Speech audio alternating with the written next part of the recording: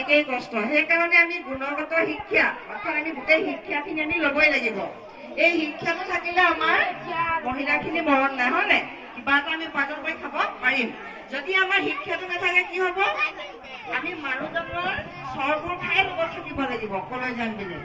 যদিও আমাক চৰকাৰে এতিয়া ভূমি অধিকাৰ দিছে, হ'লেও উপাৰ্জন কৰি খাবলৈ আমাৰ জ্ঞানখিনি নাখাই থাকিব লগা হয়। তেখেতে বেলেগ নাৰীৰ লগত সম্পৰ্ক থাকিলেও সেইখিনি সহ্য কৰি থাকিব লগা হয়। ইয়াৰ মূলতে হৈছে আমাৰ শিক্ষা নাই। সেইকাৰণে আমি আমাৰ ছাত্ৰীসকলক বা ছাত্ৰসকলক আমি লোৱাৰ ক্ষেত্ৰত আমি গুৰুত্ব দিবই লাগিব। কোনোবাই যদি ভুল কৰে তাক কি কৰিব লাগিব? আমি ক'ব লাগিব আমি ডাঙৰ, হয় নাই? আমি ডাঙৰ, বেটাৰ বেয়া হৈছে। গতিকে আমি যিবিলাক সংগঠন আছো বা এনেকুৱা চৰকাৰী বিভাগ আছে, এনেকুৱা যি উদ্যোগ মানে এনেকুৱা সংস্থাই লোৱা এনেকুৱা উদ্যোগবিলাকক আচলতে উৎসাহিত কৰিব লাগে আৰু এই যাত্ৰাটো এটা দীৰ্ঘম্যাদী যাত্ৰা হ'ব লাগে। এইখিনিতে ফটককৈ মনত পৰোঁতে এটা কথা কৈ থওঁ যে মোবাইল লাইব্ৰেৰী এইটো আচলতে ছ'চিয়েল ৱেলফেয়াৰ ডিপাৰ্টমেণ্টৰ এটা হেৰিও আছিলে আগতে, আজিকালি আছে নাই নাজানো। মোবাইল লাইব্ৰেৰী এটা ব্যৱস্থা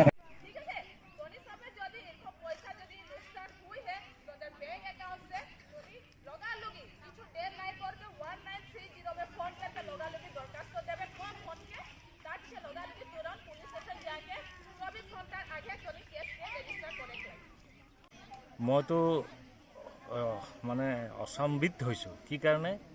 এই যে সাহিত্য মেলা, গ্ৰন্থ মেলা, মই প্ৰথমবাৰ আজি মোৰ ৬২ বছৰ হৈছে আৰু চাহ বাগানৰ এনেকুৱা ভিতৰুৱা অঞ্চলত আৰু সম্পূৰ্ণ চাহ বাগিচাৰ মাজত মই প্ৰথমবাৰ পাইছোঁ। ইমান আমাৰ চাহ জনগোষ্ঠীৰ ছাত্ৰ সন্থা আছে, আমাৰ আদিবাসী ছাত্ৰ সন্থা আছে, এই বা আমাৰ সোণাপুৰ সামাজিক উন্নয়ন আছে। এই আটাইকেইটা থকাৰ পাছতো আজি সোণাপুৰ উন্নয়ন সমিতিয়ে আজি এই সাহিত্য মেলাটো যে আমাৰ এই সংজ্ঞা নিচিনা এটা ভিতৰুৱা অঞ্চলত আনি আমাৰ সাহিত্যৰ যিটো সুভাগ, এই সুভাগটো আমাৰ ছাত্ৰ ছাত্ৰীৰ মাজত বিলাবলৈ অনাৰ কাৰণে আমি তেখেতসকলক গোটেই উদ্যোক্তাসকলক মই ধন্যবাদ জনাইছোঁ। আৰু এই এনেকুৱা পৰিৱেশবিলাক আমি প্ৰতিখন বাগিচা অঞ্চলত আমি পাতিবৰ কাৰণে তেখেতসকলক মই বিনম্ৰ অনুৰোধ জনাম। আৰু মই বাগিচাৰ এজন শিক্ষক হিচাপে বা বাগিচাৰ এজন শিক্ষিত যুৱক হিচাপে মই তেখেতসকলক বহুত বহুত ধন্যবাদ জনাইছোঁ আৰু তেখেতসকলৰ উত্তৰটো মই কামনা কৰিছোঁ।